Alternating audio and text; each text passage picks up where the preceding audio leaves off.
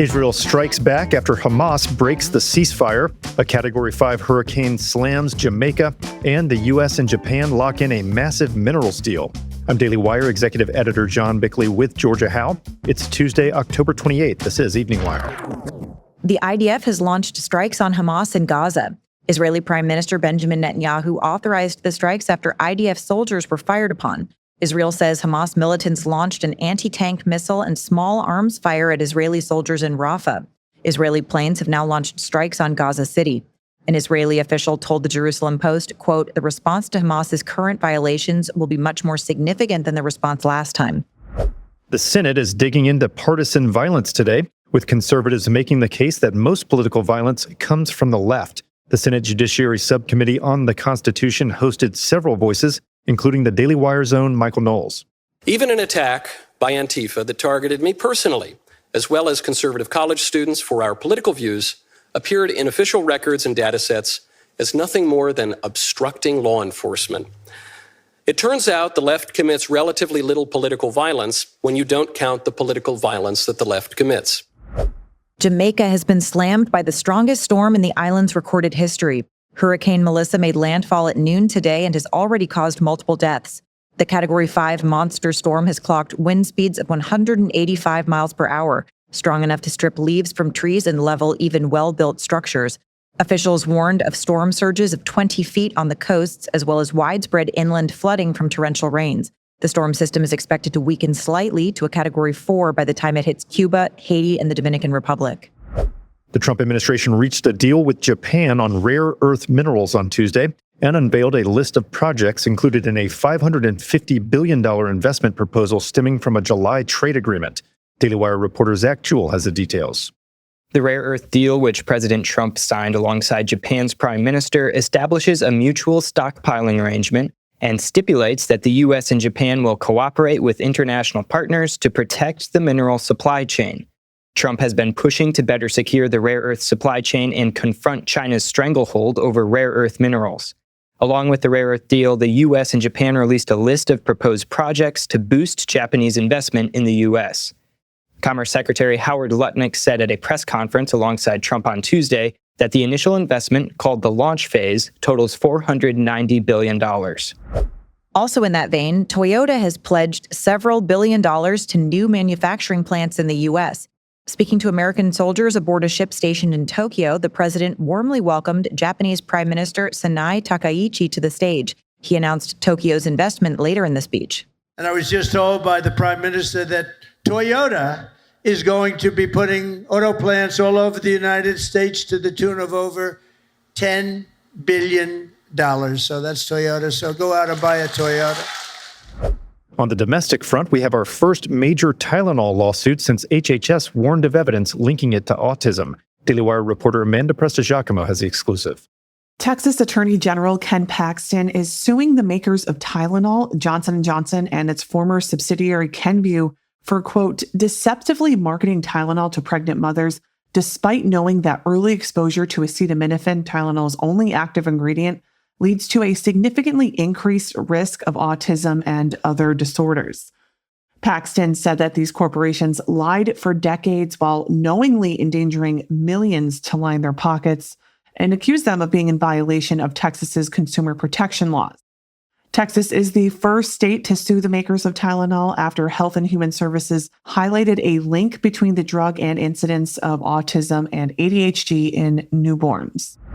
A Utah judge has ruled that the man being tried for the assassination of Charlie Kirk will be able to wear civilian clothes in court. Daily Wire reporter Tim Pierce has more. The 22-year-old suspect will be allowed to ditch his prison garb, but he will have to stay shackled. That's what Utah Judge Tony Graff decided yesterday after Tyler Robinson's attorneys argued that appearing like a prisoner would bias a jury's perception. Though they also wanted him unshackled, Judge Graff said that was too much. But the high-profile nature of the case, the judge said, played a role in his ruling. He said, quote, "The case has attracted extraordinary public and media attention. Images of Mr. Robinson in jail clothing are likely to circulate widely and influence prospective jurors. Given the scale of that publicity, the risk of prejudice is significant."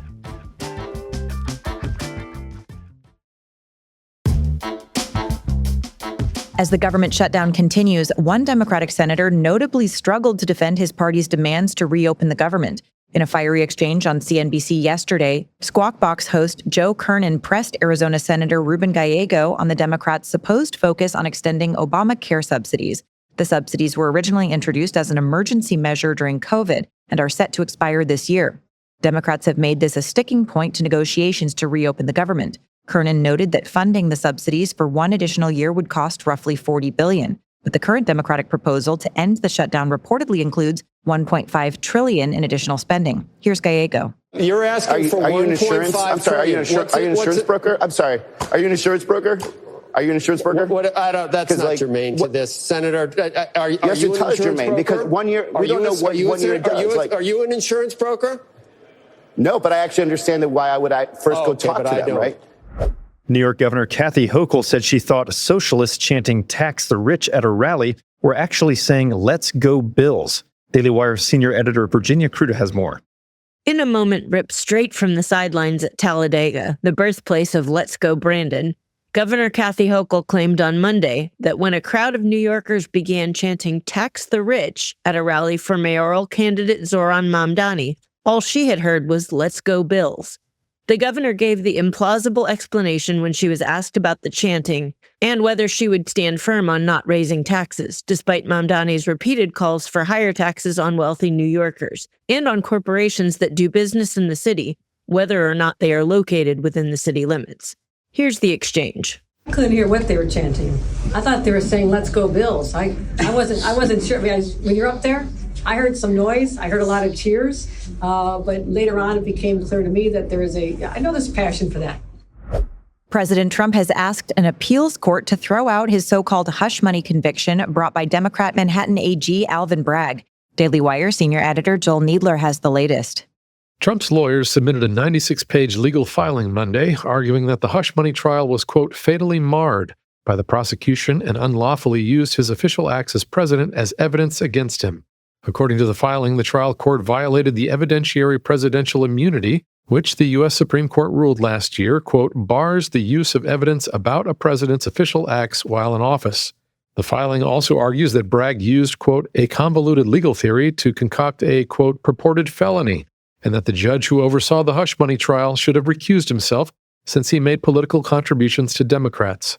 Trump's legal team said in a statement shared with the Daily Wire, quote, the Supreme Court's historic decision on immunity, the federal and New York state constitutions, and other established legal precedent mandate that this meritless hoax be immediately overturned and dismissed. House Oversight Committee Chair James Comer issued a scathing Republican report this morning on Joe Biden's presidency, accusing his aides of orchestrating a cover-up of his mental decline and suggesting that key executive actions, including pardons, may not be legally valid. Daily Wire assistant editor Andy Valdez has the details. In a blistering 100-page report, the GOP majority on the Oversight Committee charged that Biden's inner circle hid the truth about the former president's condition and fitness for office as his cognitive faculties waned. The report claims that staffers relied on an auto pen to sign documents, executive orders, and pardons without confirming that Biden himself had made or even understood the decisions. The report declares, quote, faced with the cognitive decline of President Joe Biden, White House aides at the direction of the inner circle hid the truth. It concludes that any actions taken without Biden's clear, personal authorization do not carry the force of law and should be considered void. 14 alleged drug smugglers were killed in a new round of U.S. precision strikes in the Pacific. Secretary of War Pete Hegseth announced Monday that the United States carried out 3 coordinated attacks against suspected smuggling vessels. The exact location of the operations has not been disclosed, but Hegseth confirmed that 14 smugglers were killed and 1 survivor was rescued. The strikes mark a further escalation of President Trump's campaign against narco-terrorists operating in the Pacific, which has become an increasingly important smuggling corridor amid tighter border security on land. A startup backed by Peter Thiel has secured $100 million in funding to make computer chips here in the U.S. The company, Substrate, promises new manufacturing processes designed to reduce U.S. reliance on China. Its founder, James Proud, who's a protege of Thiel, says the company has developed a breakthrough in microchip production, a compact, ultra-short wavelength laser. The laser allows more efficient etching of silicon wafers. If successful, the company and its new technology could help boost homegrown production of semiconductors. And Microsoft founder and climate activist Bill Gates appears to be backpedaling. In a new memo written by Gates, he says that dire warnings over climate change are overblown. This comes despite Gates spending billions over the past decade pushing policies to curb emissions while hyping the consequences of climate change. In fact, just 4 years ago, he released a book titled How to Avoid a Climate Disaster. Now, Gates says there's been enough innovation to avoid, quote, super bad outcomes of global warming. He says next month's climate conference in Brazil should focus more on human welfare than global temperatures. All right, there's your drive home updates today. To learn more about these stories, go to dailywire.com. And in case you missed it this morning, we covered some major stories, including the growing fallout from the government shutdown, today's congressional hearing on the origins of political violence, and Trump's Asia tour and East Wing demolition. Thanks for tuning in. We'll be back tomorrow morning with another full edition of Morning Wire.